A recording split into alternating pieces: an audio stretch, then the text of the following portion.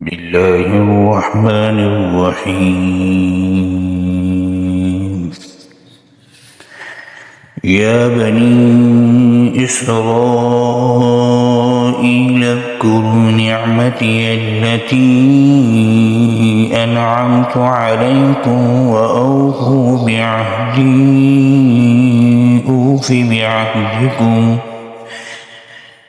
أوف بعهدكم وإياي فارهبون.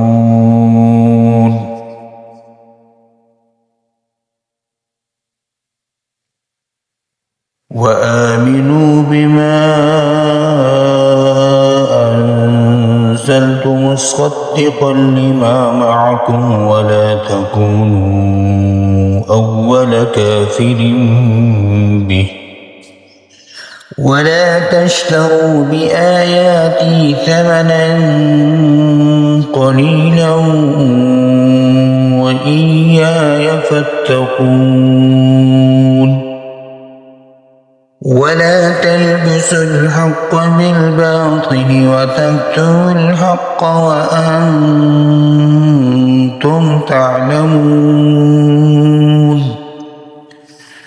وأقيموا الصلاة وآتوا الزكاة واركعوا مع الراكعين. أتأمرون الناس بالبر وتنسون أنفسكم وأنتم تتلون الكتاب أفلا تعقلون. واستعينوا بالصبر والصلاة وإنها لكبيرة إلا على الخاشعين الذين يظنون أنهم ملاقو ربهم وأنهم إليه راجعون. يا بني إسرائيل اذكروا نعمتي التي أنعمت عليكم وأني فضلتكم على العالمين. واتقوا يوما لا تجزي نفس عن نفس شيئا ولا يقبل منها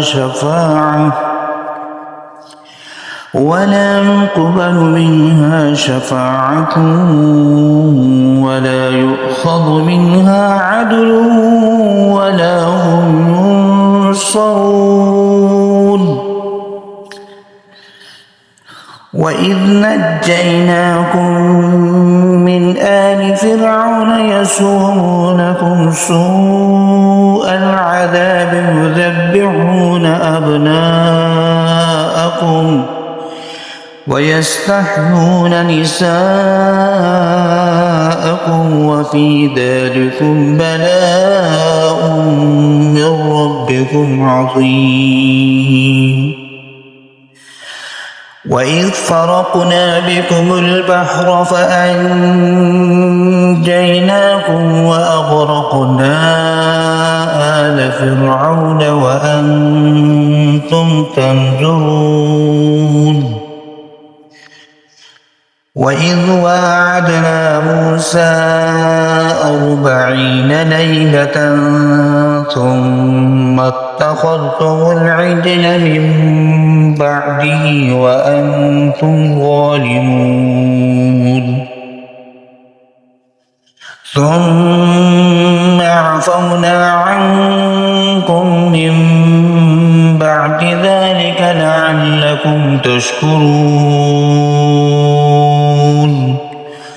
وإذ آتينا موسى الكتاب والفرقان لعلكم تهتدون. وإذ قال موسى لقومه يا قوم إنكم ظلمتم أنفسكم باتخاذكم العجل فتوبوا إلى بارئكم فاقتلوا أنفسكم ذلكم خير لكم عند بارئكم فتاب عليكم إنه هو التواب الرحيم. وإذ قلتم يا موسى لن نؤمن لك حتى نرى الله جهرة فأخذتكم الصاعقة وأنتم تنظرون